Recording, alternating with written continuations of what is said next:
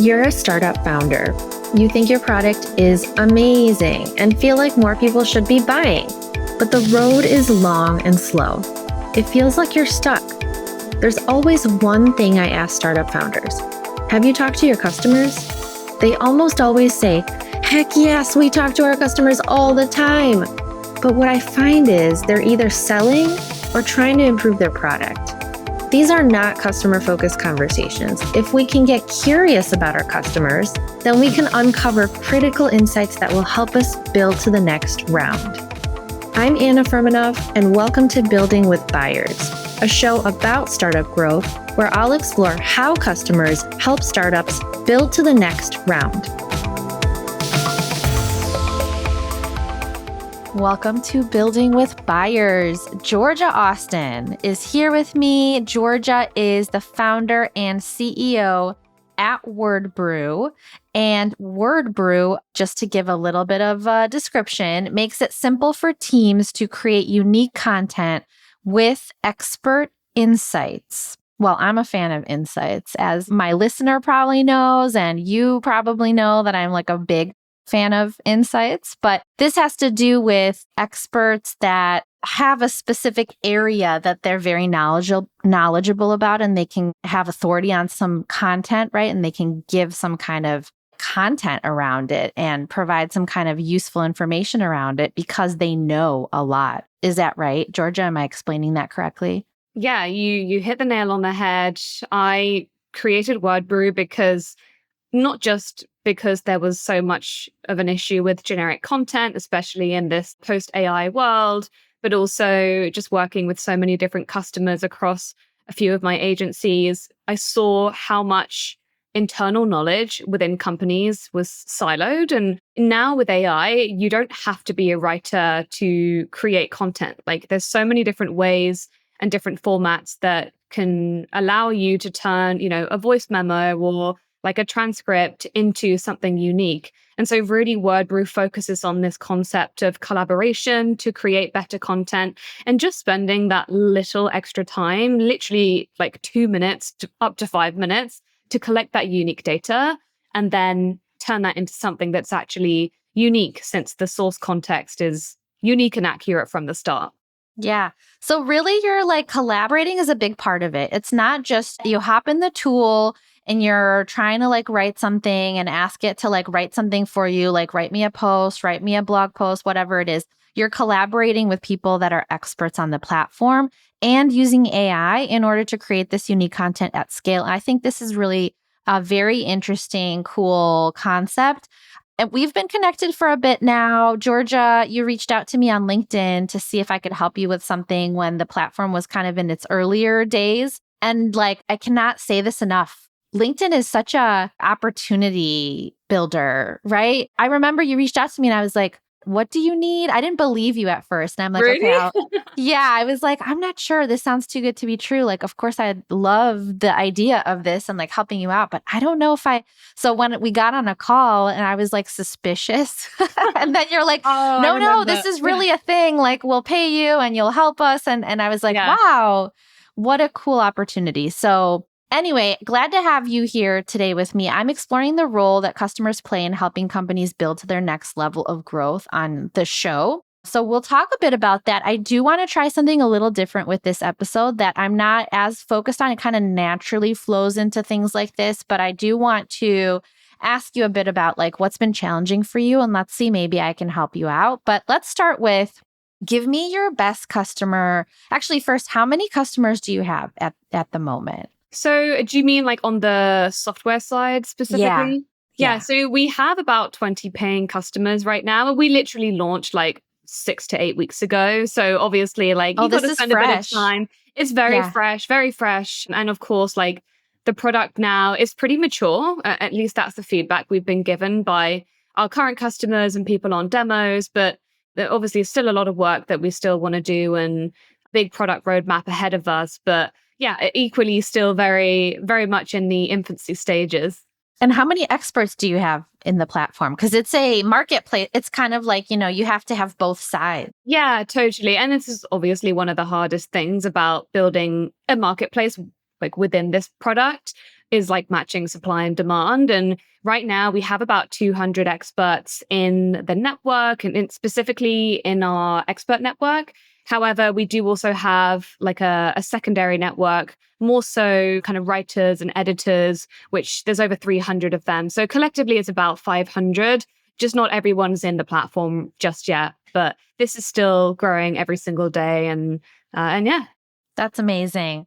All right. So give me your best customers Wordbrew use case. Like, tell me what out of those 20, and I know this is kind of like early still, right? You just launched and you got these customers, paying customers. What do you think? Like, what is the best customer? How are they using the tool right now?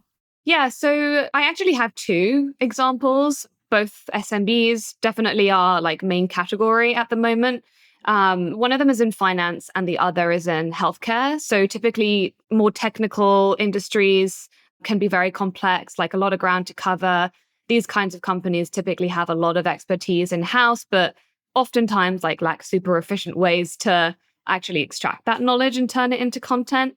So, as I mentioned, they all have the internal expertise, being, doctors or CFOs, industry specialists, generally individuals with deep subject matter insight, instead of those shallow insights that you'd get if, like, a marketer creates the content by themselves or like a copywriter and they don't have the time or process in place to actually extract that and turn it into content. So, of course, like now with Wordbrew, they have an actual system in place where, firstly, their team can drop quick insights, whether that's like text or a voice memo into the platform. You can even create entire briefs with your voice. So instead of like typing everything down yourself, you can hit the voice memo record button, riff for like I think that's two. so cool, by the way. Thank Yeah. you. You don't Yeah. have to actually type anything out. You just record yourself because that's how people are used to, like, what are we doing right now?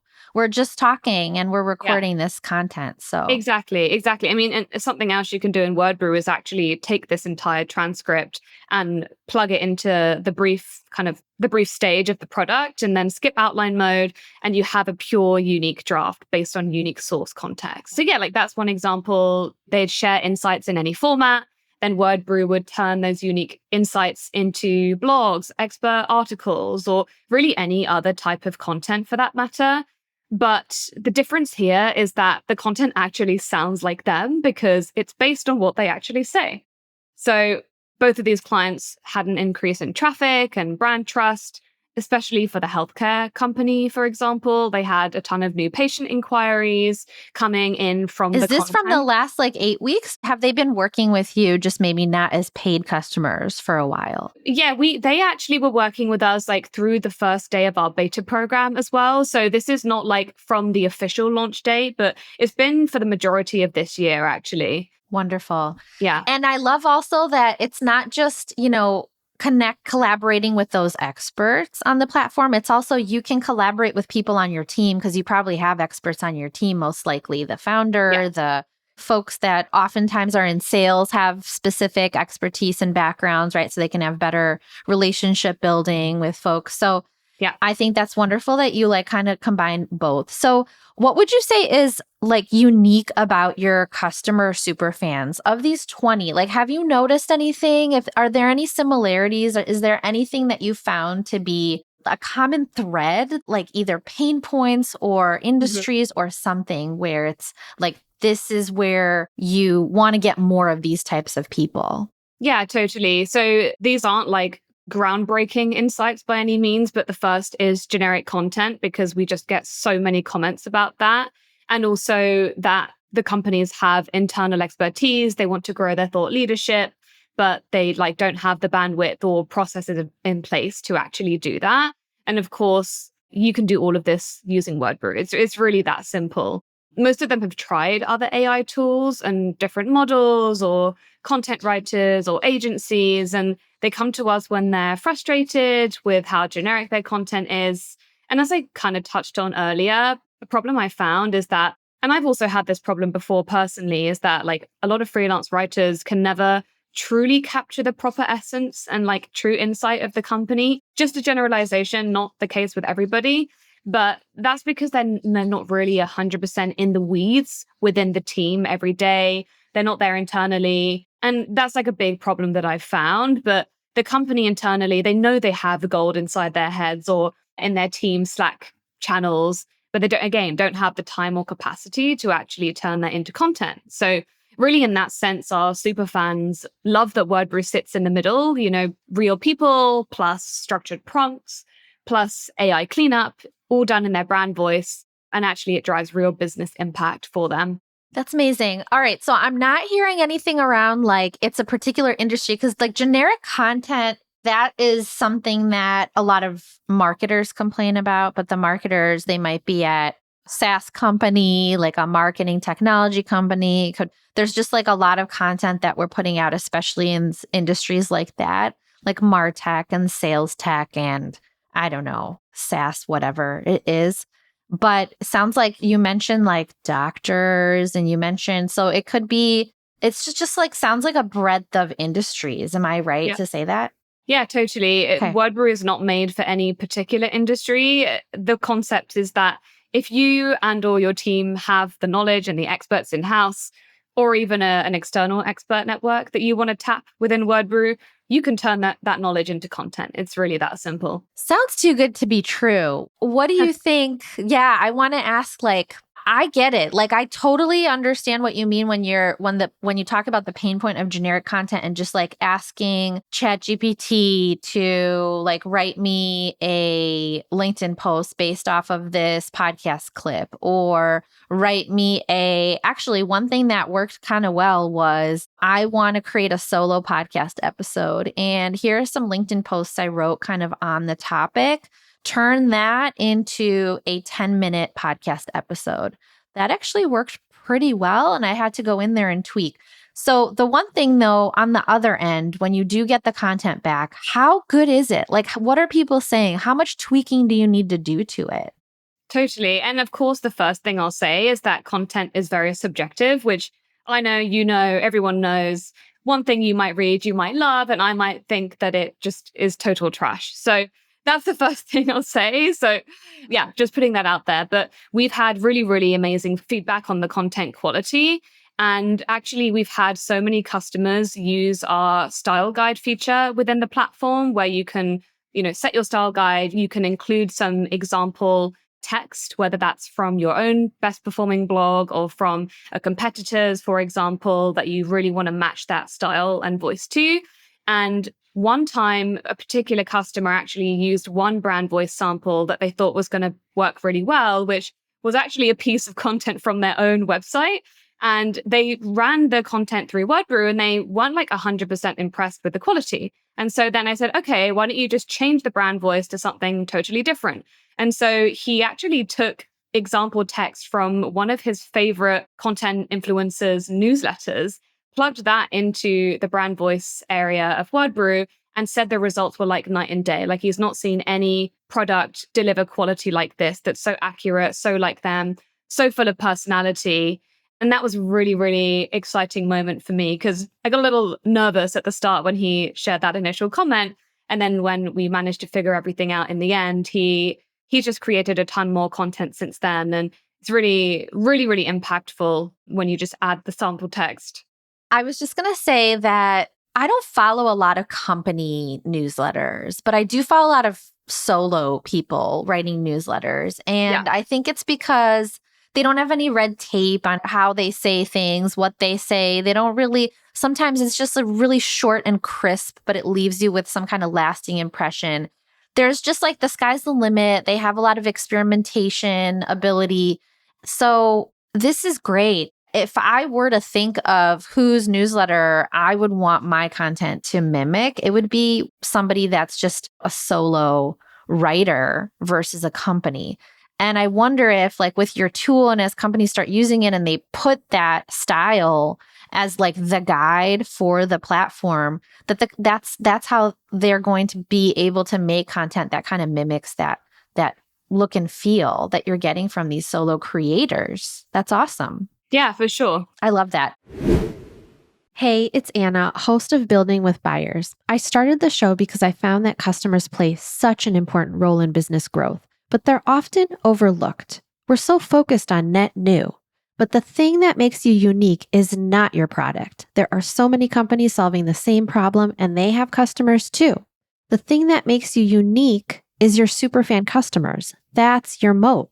Most positioning and messaging is guesswork. I'm a customer insights and strategy advisor, and I help my clients by interviewing their customer superfans and translating those insights into clear and compelling positioning and messaging that specific people care about. So you get deeper engagement with customers and prospects, increased inbound to demos, better sales conversations, increased word of mouth, and closed deals. If you're done guessing, stumbling along, and want to be more customer obsessed, reach out. I'd love to help. And now back to the episode. Okay, so how do you incorporate customers, right? Because that's really what I've been talking about on the show. How do you incorporate customers as part of your growth efforts? And it could be small, it could be big, just anything that you can share with me. Yeah, totally. And I kind of touched on this earlier, I guess, before we hit record, but we are in this really nice phase of growing Wordbrew where we're literally building with our customers. And our users are very loyal. I know we've obviously launched fairly recently, but they've been giving us really amazing feedback, like a lot of feedback. And we've been able to iterate so quickly thanks to them. So that's super helpful. They also refer us to their friends. They even join our expert network as an expert who is willing to provide insights on other users' content pieces. So it's really this collaborative environment, which is a core value of ours at Wordbrew. And they feel like they're co-building the platform with us. And obviously we feel the same. So we built a ton of features before we launched the platform to get people excited, to really show them like the vision of where we want Wordbrew to be. But now we're really in this period of time where we're building on demand alongside them, whether that's integrations, other features, or adjustments to like style guides, so many other things. And the big unlock is that our best growth channel is our customers. So when they share what we help them publish, or if they talk about us in founder groups or whatever groups they're in, it sends more great fit users our way. And so that's something we're doubling down on over the next few months. Before we pressed record, you also mentioned that you had something on LinkedIn go semi-viral, and then you were able to like get all these calls scheduled. Can you talk a little bit about that? Like, what did you post? The listener wants to know. Totally. Okay, so I actually pinned this on my LinkedIn profile. It's actually the first one in my pinned feed, which is about HubSpot and their traffic loss. And I know that there are other reasons that cause this traffic loss. So I don't ever want to consider myself as an AI alarmist. I actually think I'm far from that. But everyone knows that the SEO and the content industry has just changed so much. And it was kind of a nod to that. And so I made a post about that. And it's funny because I was also really considering like, do I just make this a highly valuable post, or do I bring Wordbrew in this somehow? And I'm really glad I ended up bringing in Wordbrew at the end. And just the amount of comments and people agreeing with literally the problems that Wordbrew is building for today was so amazing. And yeah, we got like 40 demos and a ton of paid signups from that. So it's truly a gold mine, but way easier said than done. That's right. Yeah. I mean, like that's the dream, is where you're posting for months, years, and then these like little, when I look at the analytics and I look at the chart and I see these little blips and I'm like, ooh, if you can just do these blips like a few times a year, that might be enough, right? To kind of sustain what the effort that's required for LinkedIn. Yeah, for sure. And even like the 40 demos that were booked, I took all of those demos. And so they happened over a couple of weeks and still had some demos kind of bleeding through into other weeks. So yeah, it was a lot, but so exciting, such an amazing, like exciting growth period for us. Well, I'm going to mosey on over to your profile and take a look at that post because I want to see what that says. Did you use Wordbrew for that post, that LinkedIn post? No, we didn't actually. So we only recently launched some new templates. Before we literally just had like a generic blog template. That was the only thing people could create content with. And we're still adding to our template library every day. We actually just launched a LinkedIn post feature on the platform, but still getting feedback on that. And yeah, of course, you could argue like it's quicker and faster just to use ChatGPT for that. But again, we want to provide this extra value to users who might want to use Wordbrew for that. But really, the bread and butter of Wordbrew is this kind of more long form collaborative content creation concept. That's right. The experts, the expertise that maybe you have some of that and you don't know how to bring it together, or you don't have as much as you would like and you want to bring people in to collaborate on it. Exactly. Okay. So my question to you, where I want to take this episode a little differently, deliberately, is what's been hard? Like, what has been challenging for you? And I know that it's still, you just, 6 to 8 weeks ago went away from the beta and launched the real deal. And now you have customers, but like, what's been hard? And I'd love to see, like, maybe I can help you. Okay, I love this question. And my answer is simply managing all the things as a solo founder, fixing all the bugs, iterating on these bugs, and just these little fires that you have every day in building a business. So that's the high level answer. A slightly longer answer, we're still very early stage. So we're still figuring out our go-to-market motion. And, we don't have any physical playbooks in place. We know we have a strong product. We know that customers are getting results, but we're still trying to think about how to position, package, and I guess distribute all of this at scale, especially with such a lean team. We're a team of 100% contractors. So that is actually going to change in about a month from now when we transition one of our current contractors into our first W2 employee. So that's really exciting. That's so cool. But honestly, my main thing right now is, I guess, the threat that AI has on these outbound practices. I even spoke to somebody yesterday who said, like, cold outbound is just not going to work in a year from now. We'll see if that's true or not. But me personally, I love the idea of spending $0 on sales and marketing, just focusing on inbound. But I feel like this is way easier said than done, as I mentioned earlier about my LinkedIn posts. And in a similar vein, like, another struggle I have on the team side is that I can't like mandate all my team members to post X times a week on LinkedIn, especially when they're working with other clients and companies. So it's hard to kind of get that manpower behind the Wordbrew team specifically, which I know can be such an impactful strategy when you have everyone in the team talking about the product. And right now, unfortunately, it's just really me doing that myself as a kind of one-woman show solo founder. Well, you said something earlier, which I don't know if you thought about this, but the fact that you had said that your customers are your biggest growth driver, right? Yeah. When I asked you, how do you incorporate customers? So you're already kind of getting the sense that like, wow, when we have customers that are super fans of what we're building and we actually say we're going to deliver some value and then it actually does get delivered, that's what they wanted. And maybe even a little bit extra, right? So you're working with them, you're talking to them, you're trying to improve the product, improve the experience, you're listening to them. They are loving it, right? They're going to talk about you more. They're going to want to share about you more. I think that's probably like you're onto something there. There were a lot of things that you said, and I don't want to answer it in like a quick 2 minutes. So what I can do is take this section of where you mention your challenges and I'll create a bonus episode where I try to help within that bonus episode answering, because there were a few different things that you said were challenging. And it's always a bunch of stuff, right? Especially this early stage. Like there's not enough time and you're doing everything. I don't know if I could help you there. You're gonna, because it's just kind of like how it is. I think the most important thing is that you're prioritizing where you spend your time because you're only human, right? Yeah. Also, congratulations because you're pregnant. Thank you. And you're doing a lot of things right now. Like you're building this child, you're building this product. There's a lot of building going on. So that I might not be able to help you as much on.